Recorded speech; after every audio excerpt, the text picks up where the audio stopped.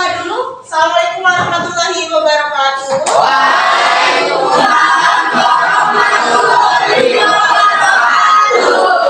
Selamat siang, salam sejahtera untuk kita semua.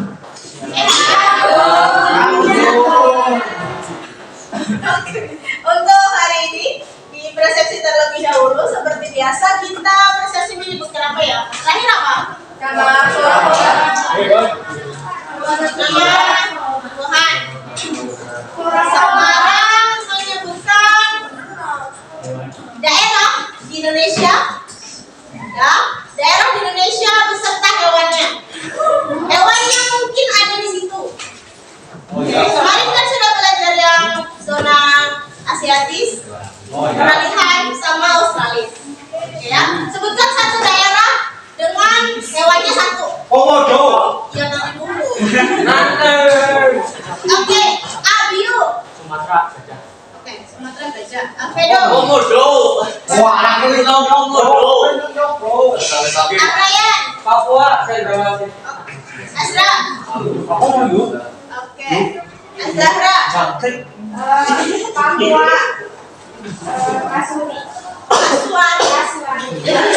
Bagas. Harimau. Gimana? Harimau Bunggolo Sumatera. Bunggolo dia, bro. Papua Kuala. Cinta.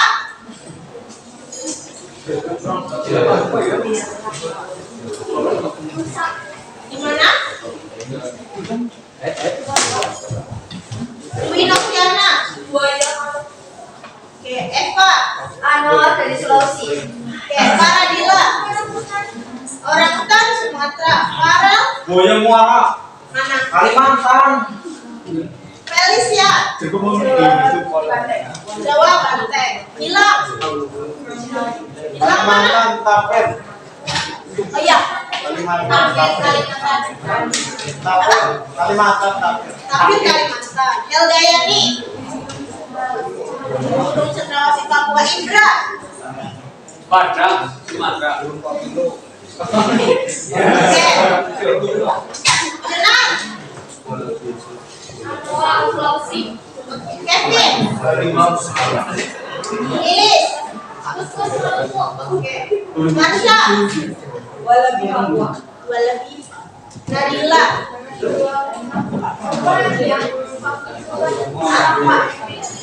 Naizila. Nur Ahmad. Burung bidadari dari lemak merah. Burung apa? Bidadari. Oke. Nuzulul.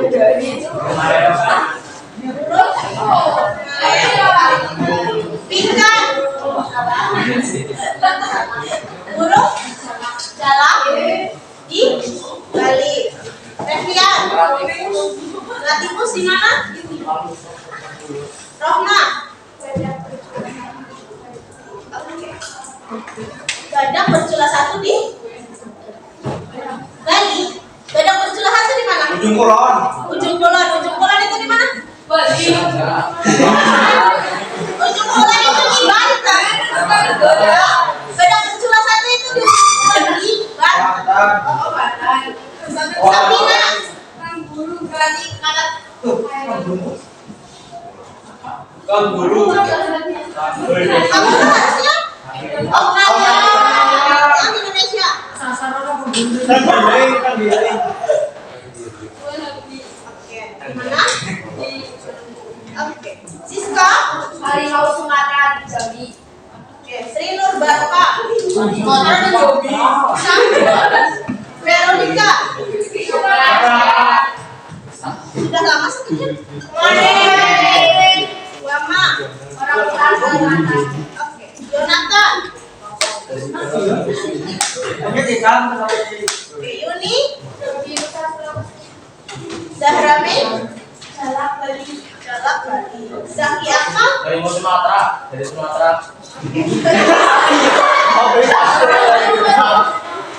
Oke, tadi sudah menyebutkan materi minggu kemarin.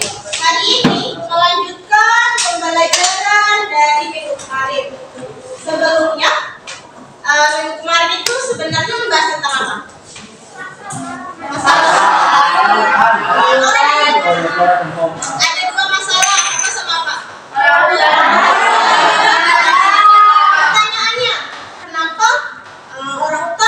gajah itu ketika ada masalah seperti itu harus diselamatkan? Karena hampir punah. Berarti hewan apa saja di Indonesia yang hampir punah? Orang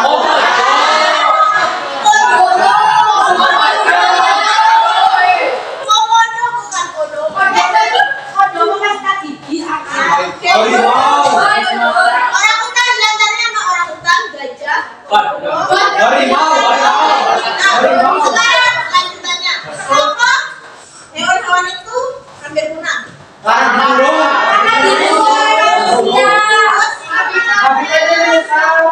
Habitatnya rusak. Terus tahu. tidak ada Oh, tidak ada. sistem perkawinan. Ya. Soalnya jarang, ya.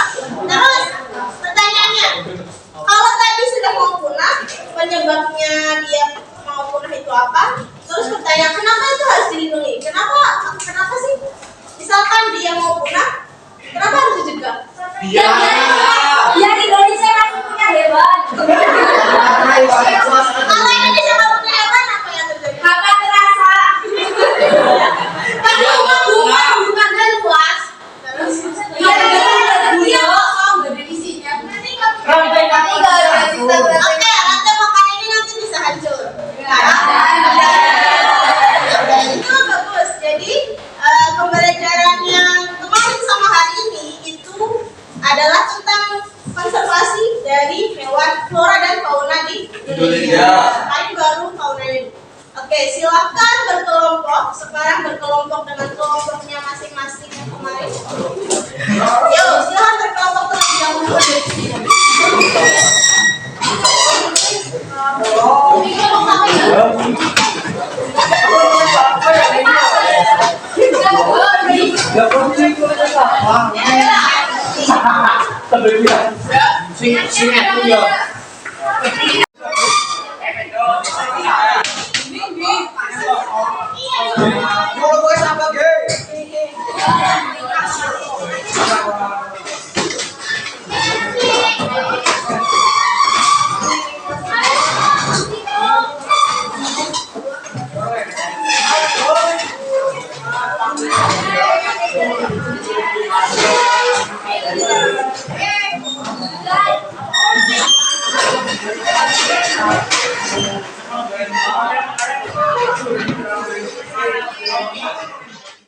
Oke, sudah berkelompok dengan temannya masing-masing. Ditentukan siapa yang mau jadi pembicaranya. Dijelaskan saja, disingkat saja. Oke, saya cek dulu kelompok satu mana? Kelompok satu materinya tentang apa? Masalahnya apa? Masalahnya yang apa? Orang hutan apa yang orang gajah di orang hutan. Dari sudut pandang apa? Kelompok dua mana? Oke. Kelompok dua masalahnya orang hutan. Dari sudut pandang apa? Pemerintah. Kelompok tiga. Oke. Kelompok tiga masih orang hutan dan ada ya. Terus yang masalah kedua kelompok 4 mana? Oke, masalahnya berarti yang gajah. Sudut pandang masyarakat. Kelompok 5. Oke, masalahnya gajah sudut pandang pemerintah. Kelompok terakhir sudut pandangnya oke. Sudah ditentukan ya siapa nanti yang mau presentasi? Oke, mau dimulai dari kelompok mana dulu? Gitu ya. Yang lain mendengarkan silakan kelompok 1 terlebih dahulu. Berdiri aja di situ. Berdiri di tempatnya masing-masing. Lihat di belakang. Minta dong. Oke. Ada temannya.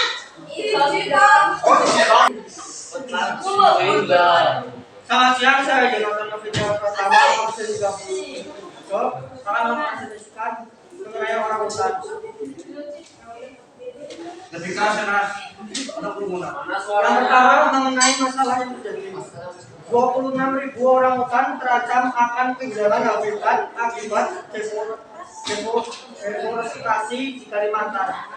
Untuk solusinya sebagai masyarakat, kita bisa melakukan pelestarian lingkungan, terutama hutan yang sebagai habitat orang hutan itu sendiri. Sekian dari kelompok kami. Terima kasih. Oke. Masalahnya apa tadi? Masalahnya? Orang hutannya kenapa? Orang hutannya kenapa? Rangka bunga. Tarang bunga. Ada satu kata tadi Oke, deforestasi itu apa? Apa bu? Deforestasi itu apa? Deforestasi. Forest itu apa? Forest itu bunga katanya. Forest itu kalau bahasa Inggris itu hutan. D itu Pegunungan. bukan lebih kepada penggundulan sih, penurunan jumlah hutan. Kayak misalkan degradasi. Degradasi itu kan tingkatan. Kalau degradasi berarti penurunan. Ya, yang dengan kata D itu berarti penurunan. Kalau deforestasi berarti penurunan apa? Penurunan. Jadi masalahnya penurunan jumlah hutan itu mempengaruhi dari orang hutan yang terancam. Yang disolusikan dari kelompok satu adalah dari sudut pandang masyarakat apa?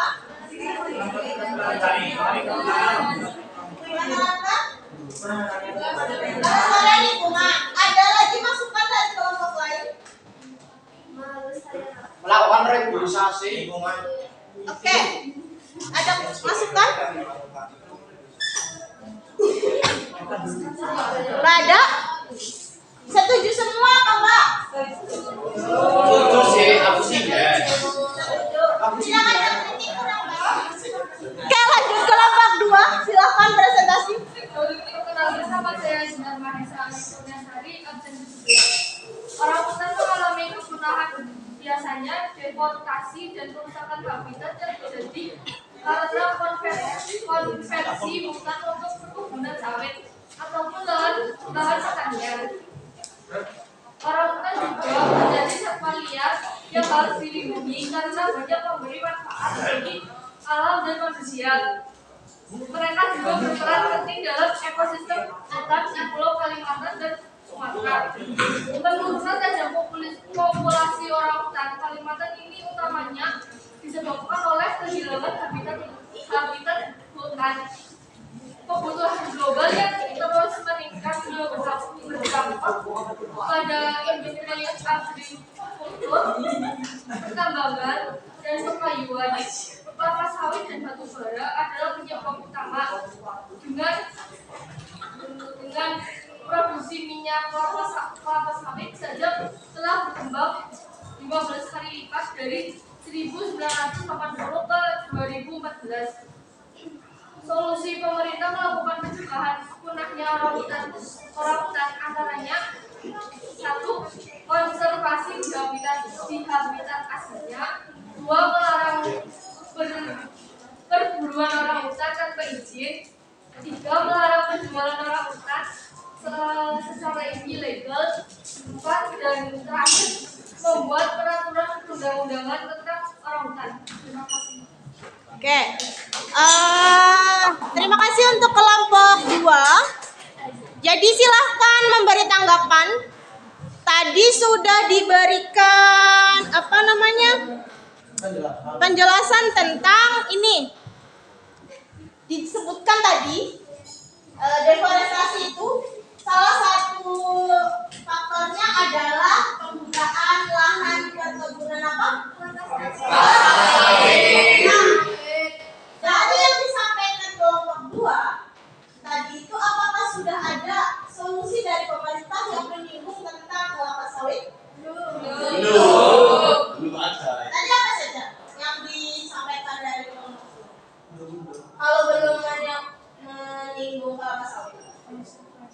konservasi habitat aslinya. Terus apa lagi, Pak? Melarang perburuan. Melarang perburuan. Terus Melarang penjualan orang hutan. melarang penjualan orang hutan. Terus Membuat peraturan perundang-undang tentang orang hutan. membuat peraturan perundang-undangan tentang orang hutan. Habis itu udah. Tidak. Nah, tapi dari penjelasan awalnya itu ada masalah tentang pembukaan lahan perkebunan kelapa sawit. Sekarang karena belum disinggung, kira-kira apa yang harus dilakukan oleh pemerintah dalam mengendalikan perkebunan kelapa sawit? Silakan siapa mau berpendapat. Tidak harus dari kelompok dua.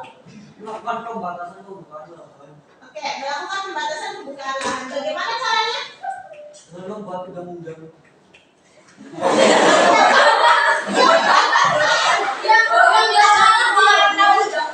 Iya betul, dengan membuat undang-undang. Tapi pada kenyataannya sekarang apa yang terjadi? Orang-orang tidak Orang tidak menjadi. Kenapa tidak berbuat? Karena gorengannya tidak mau sate.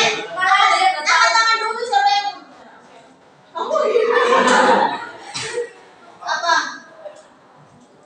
Tadi kalau misalnya sudah dibuat undang-undang, tapi masih sebenarnya undang-undang itu sekarang sudah ada. Ya.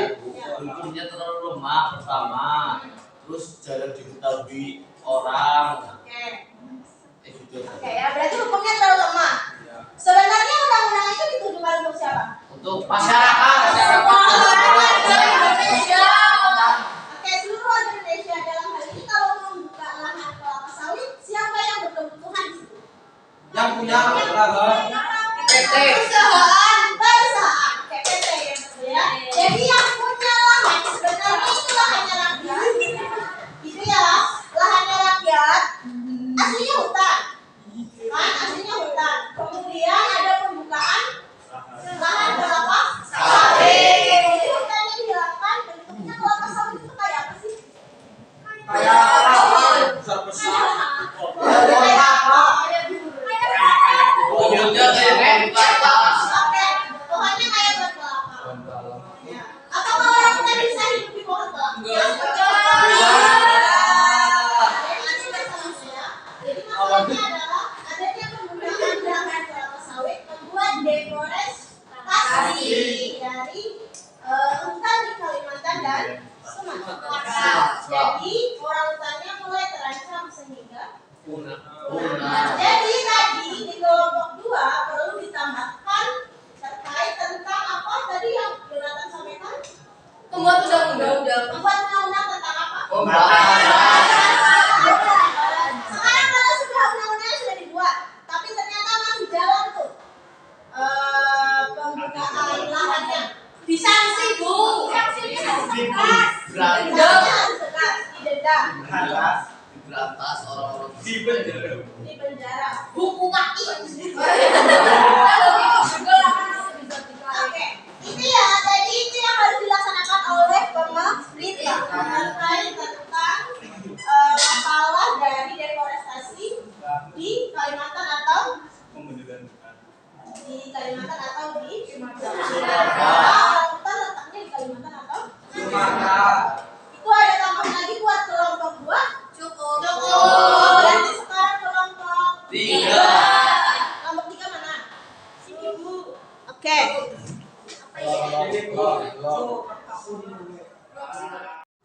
Assalamualaikum warahmatullahi wabarakatuh. Kami dari kelompok 3 akan menjelaskan tentang penyebab masalah kehidupan orang hutan dan analisis penanganan sebagai lembaga komunitas perlindungan hewan masalah orang hutan. Yang pertama adalah penyebab, yaitu disebabkan oleh kebakaran hutan, penebangan hutan secara liar, pertambangan dan perkebunan industri, terutama sawit, menghasilkan lebih dari sepertiga hutan di Kalimantan. Populasi orang hutan turun menjadi 104.700 individu pada tahun 2012 menurut Otoritas Konservasi Satwa Liar Global IUCN yang mencantumkan status konservasi spesies kritis.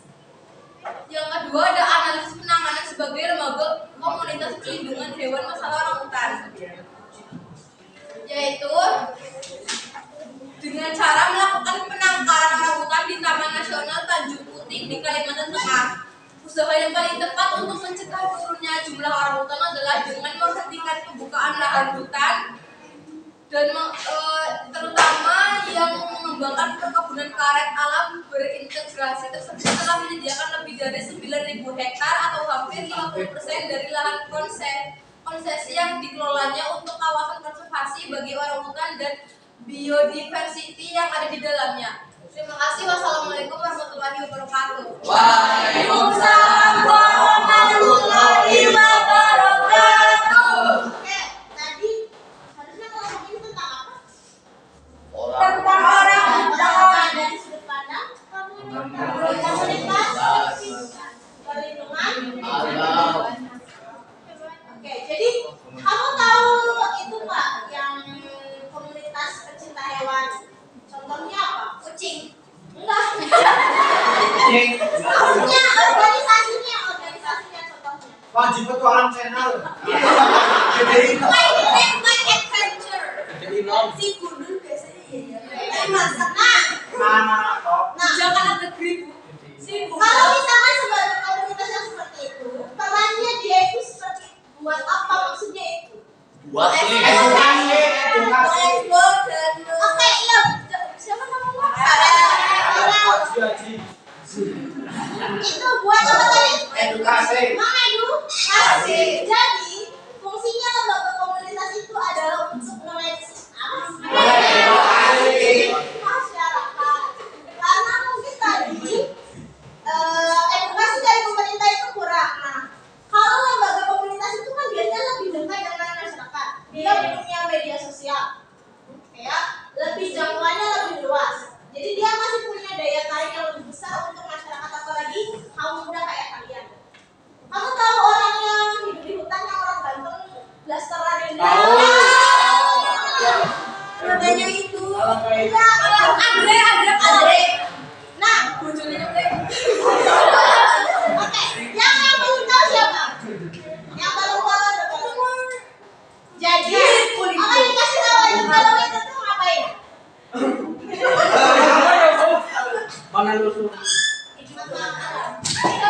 Apa? Hidup di alam bebas. Kayak apa?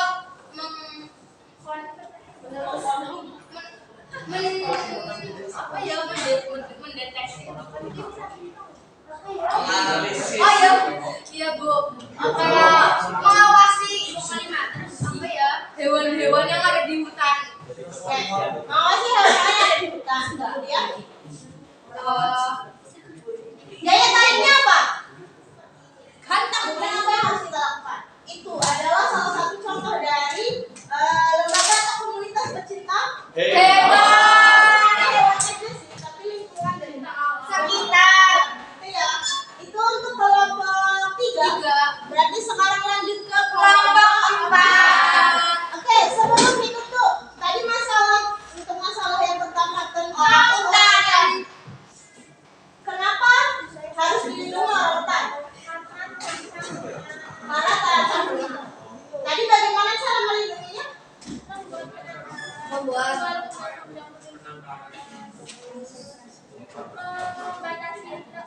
Menghentikan pembukaan lahan kelapa sawit. Menghentikan pembukaan lahan kelapa sawit. Oke, sebelum kita pindah ke gajah, ada satu isu yang sangat menarik adalah saya minta tolong kelompok sana untuk bisa memberikan tanggapan. Isu yang sedang in adalah sekarang tentang pembukaan ibu kota Di Kalimantan. Bagaimana pendapatmu tentang ketika di sana dibuka ibu kota baru, apa yang terjadi dengan orang hutan? Silakan kelompok sana memberikan tanggapan. Kenapa? Apa hubungannya antara pembukaan ibu kota baru dengan orang hutan?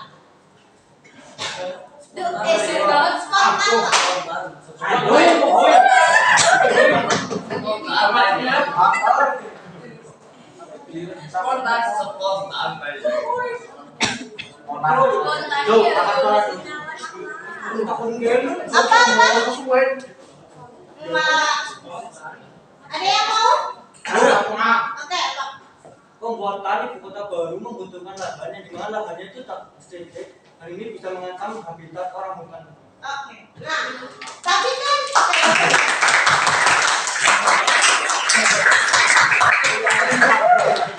Oke, tapi posisinya ibu kota baru itu sudah akan dibuka di sana.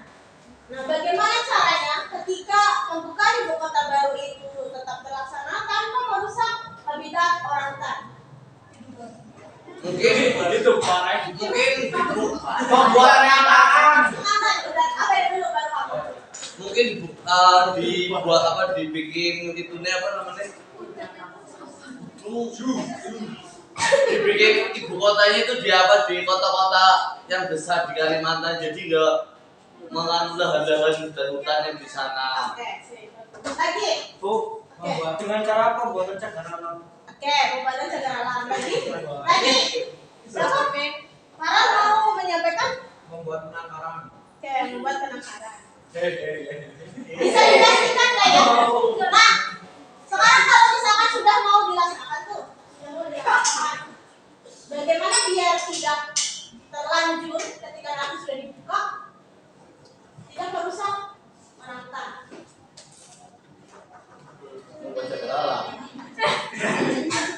Jadi tinggal bagaimana penegakan hukumnya untuk melindungi orang. Ya, jadi harus ditegakkan benar-benar undang-undangnya, bagaimana pengelolaannya untuk orang hutan dan juga ibu kota negara sehingga tidak bersinggungan dengan hutan yang menjadi habitat dari orang hutan. Oke. Tapi kan nanti kalau misalnya misalkan ya kan ibu kotanya di Ya, Kalimantan. itu kan nanti pasti orang-orang pada cari ke depan yang jadi pusatnya kan mesti lahannya banyak lagi. Oke, nah, ada pertanyaan dari Farah, bagus pertanyaan. Nanti kalau sudah pindah, otomatis ibu kotanya akan berkembang. Nanti kalau berkembang, otomatis akan memperluas wilayah kota. Bagaimana? Apa yang akan terjadi? Bagaimana cara mencegahnya? Yuk. Tidak dibangun industri. Oke, ya nggak mungkin tuh, nggak mungkin. Ya dia pindah ibu kotanya tuh. Bisa aja berarti coklat tempat kayak orang-orang bangsa orang kaya pindah ke Jakarta.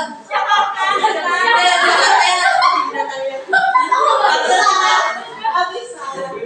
Gimana caranya? Gimana? Ya itu Tadi saya mau bicara ya. Apa sih pertanyaannya?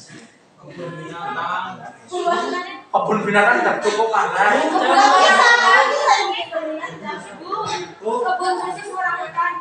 Menurut saya ibu kota bisa tetap dibangun dengan memperhatikan beberapa titik yang menjadi hutan lindung. Oke, sip.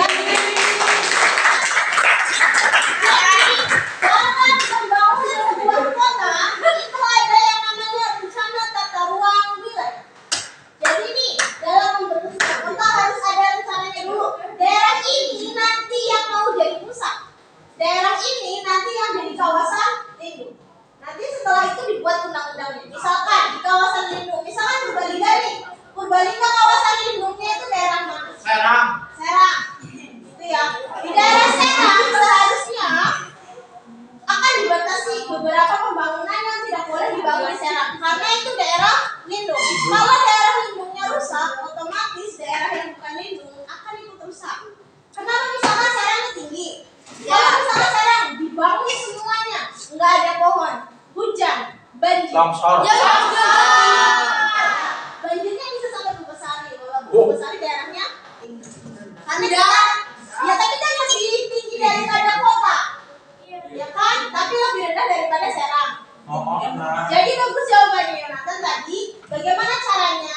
Harus ditetapkan zona-zona ini zona kota, ini zona lindung. Jadi tidak boleh diutak-utik. Ketika sudah tidak boleh diutak-utik, tinggal bagaimana penerapan. Ya, oke. Ada lagi? Tidak? Oke. Sekarang dilanjutkan ke kelompok 4. Kelompok 4 mana? Oke, kelompok 4 silakan. Assalamualaikum warahmatullahi wabarakatuh. Waalaikumsalam warahmatullahi wabarakatuh.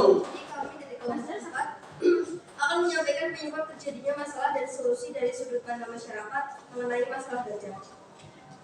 Yang pertama, penyebab terjadinya masalah ini yaitu perebutan ruang hidup antara manusia dengan satwa gajah, pembiaran penguasaan hutan negara dan lemahnya penegakan hukum baik oleh pemegang izin maupun dinas kehutanan terhadap tindakan kejahatan kehutanan selama ini telah berkontribusi meningkatkan konflik ruang hidup yang sekarang telah akut dan mengacak kelestarian gajah liar di Benteng Sebelat.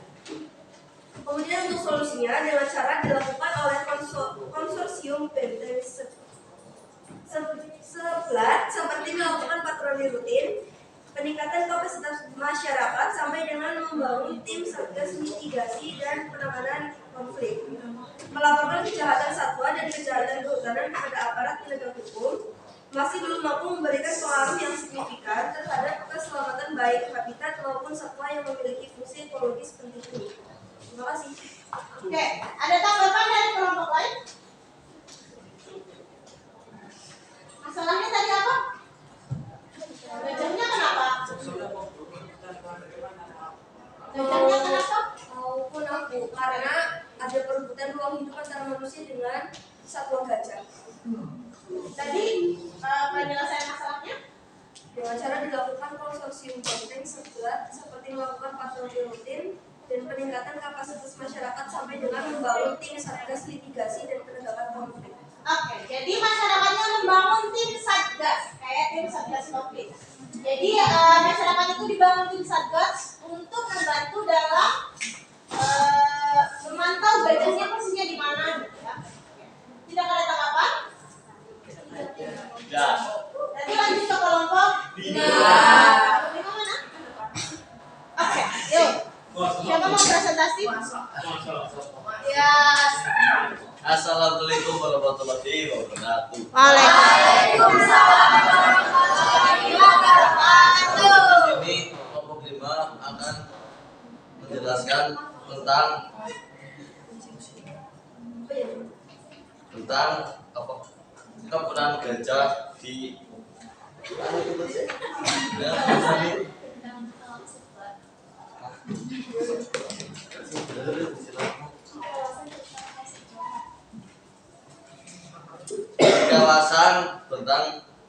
di kawasan bentang alam sebat ya. Topik permasalahannya adalah kematian gajah dan kejahatan hutan di kawasan benteng alam sebelat. Penyebab masalah: 1. Disebabkan oleh perebutan ruang hidup antara manusia dengan satwa gajah.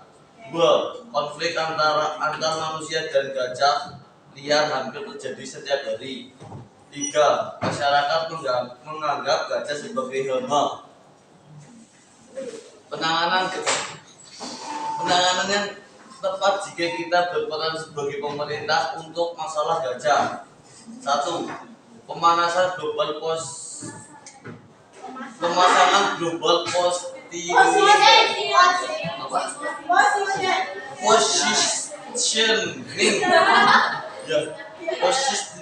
system atau GPS. Color pada kelompok gajah liar dicap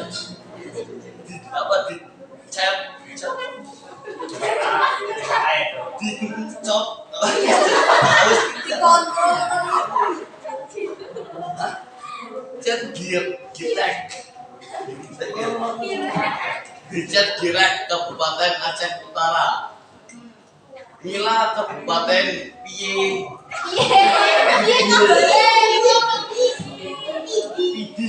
dan Sampurnet Kabupaten Aceh juga. 2. Konsep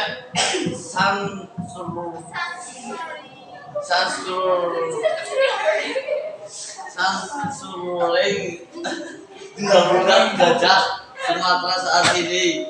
4. Pembentukan 3. Pembentuk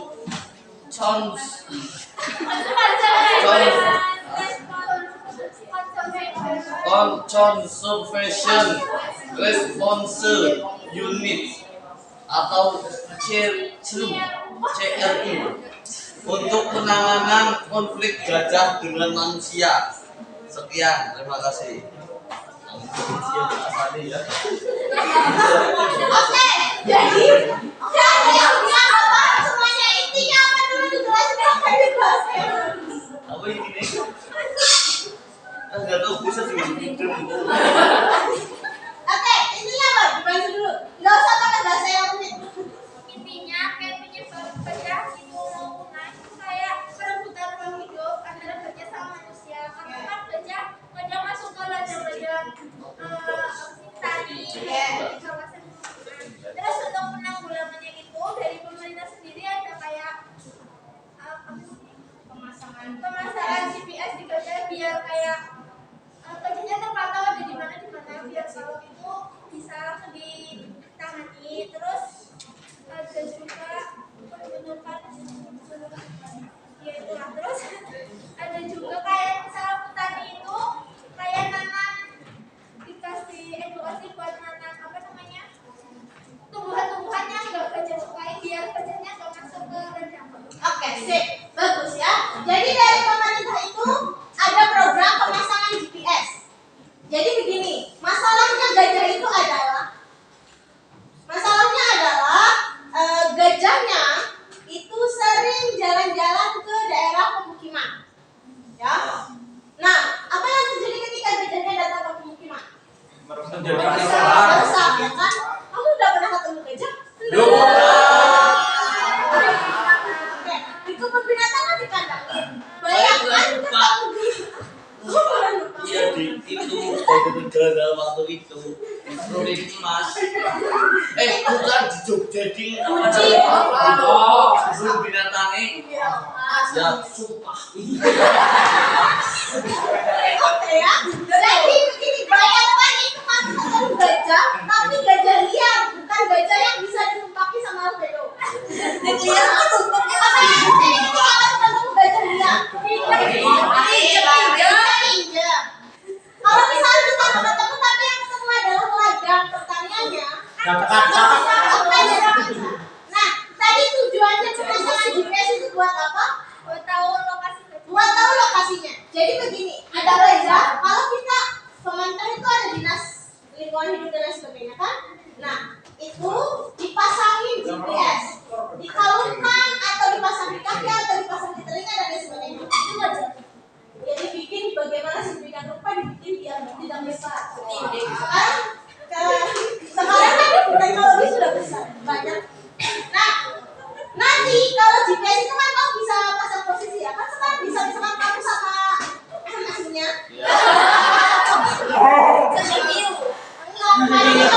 Kemarin di kelas 10 tuh ada aplikasi, saya kan materinya kemarin penginderaan dari kelas 10. Ada anak yang bilang gini, ada aplikasi loh yang bisa tahu apa sih yang Zenly ya, itu kan buat posisi kita di mana, temennya di mana. Ya nggak, hanya saya tadi bilang nggak mungkin kan kamu yang paling itu ya temennya kalau kan.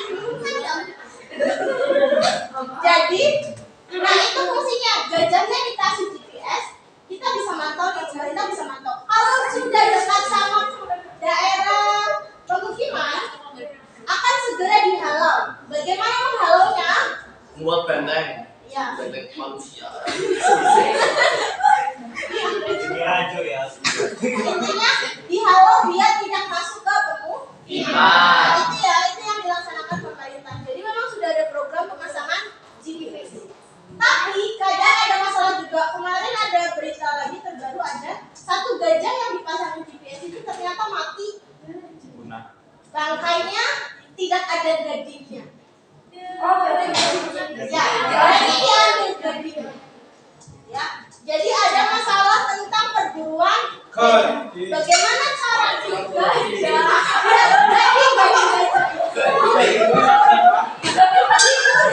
diburu gajahnya buat dapat Dagingnya biar dijual. Iya dijual. Nah itu maksudnya. Jadi pemerintah harus apa ketika ada perburuan gajah? Harus ditindaklanjutin. Bagaimana caranya? Tindak pidana. Menaruh polisi. Oke, menaruh polisi.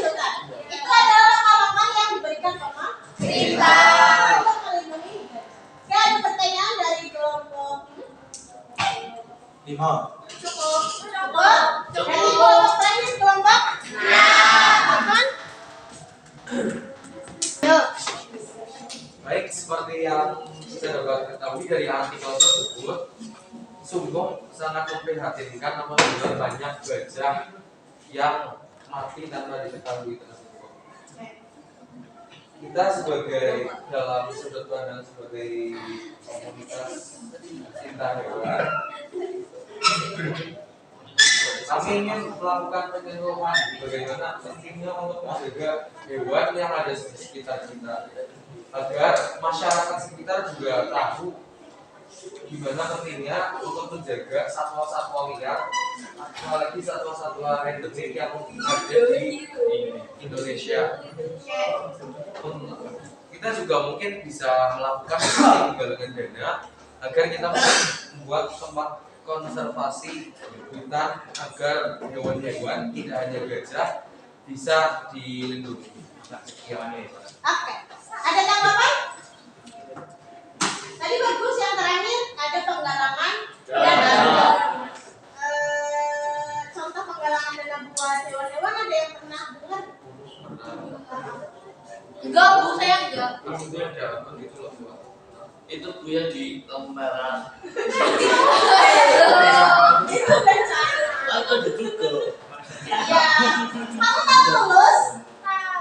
Bukan tulus sama kelas 12 itu. Oh, itu Bu penyanyi. Tulus penyanyi. Tahu. Tulus penyanyi kan punya judul lagu judulnya Hati-hati di jalan.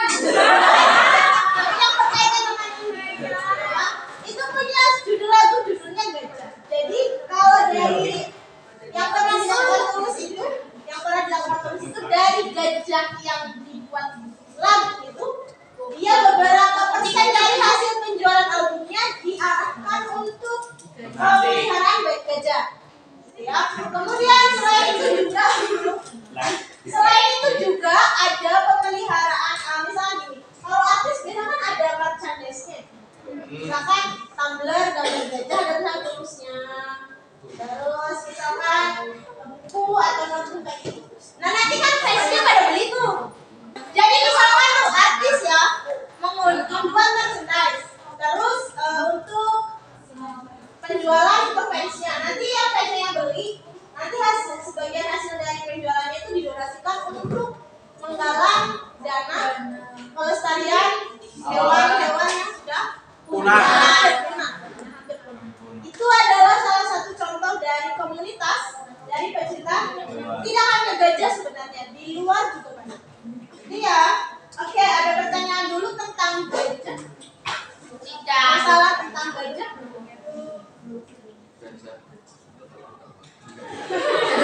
Oke, kita sudah selesai tadi presentasinya. Silakan kita simpulkan dulu pembelajaran kita hari ini. Jadi pembelajaran kita hari ini tentang Permasalahan hewan. permasalahan flora fauna. Dalam hal ini adalah konservasi flora dan fauna di Indonesia. Konservasi itu apa?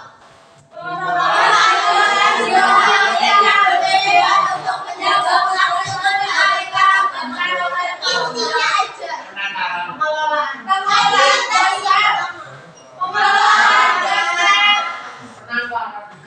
pengelolaan. Apa jadi kamu nyebutin apa tadi yang bagus katanya satu masalah.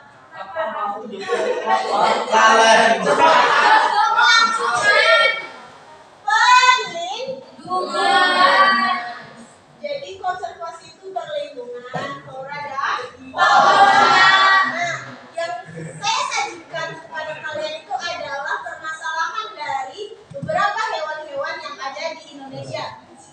Apalagi itu hewan-hewan yang terancam punah. Nah, dari diskusi hari ini, apa yang kalian dapatkan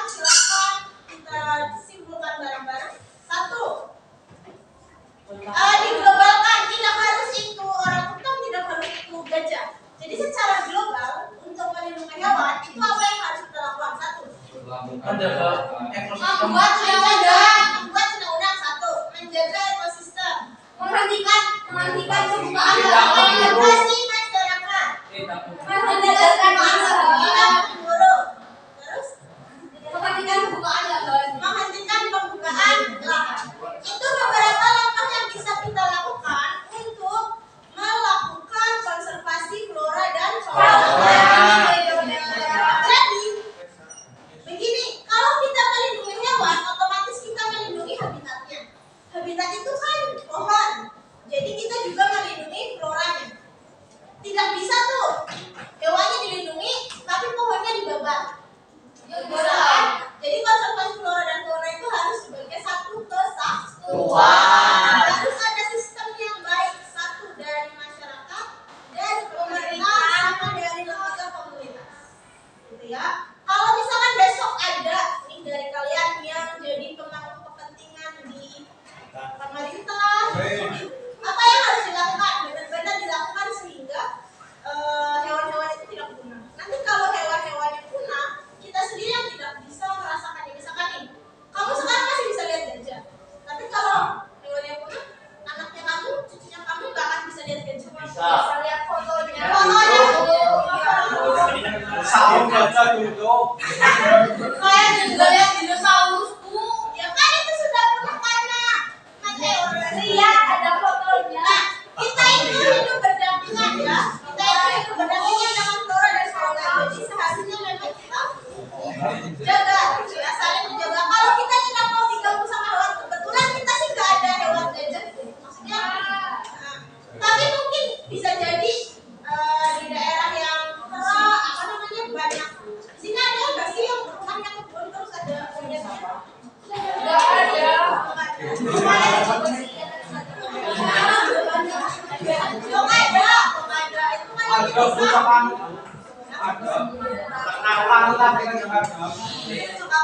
Kadang-kadang dia pakai telepon, tapi kadang-kadang doang. Ini ya, jadi kita sudah sampai pada kesimpulan bahwa untuk melindungi flora dan fauna kita harus ada sistem yang kuat antara pemerintah, masyarakat, dan lembaga swadaya masyarakat. Kita yang harus dilakukan tadi mencegah apa tadi? Membuat undang-undang, terus mencegah pembukaan lahan, terus membuat penanggulangan, menjaga ekosistem dan lain sebagainya, dan mengedukasi masyarakat. Itu saja untuk hari ini. Ada pertanyaan?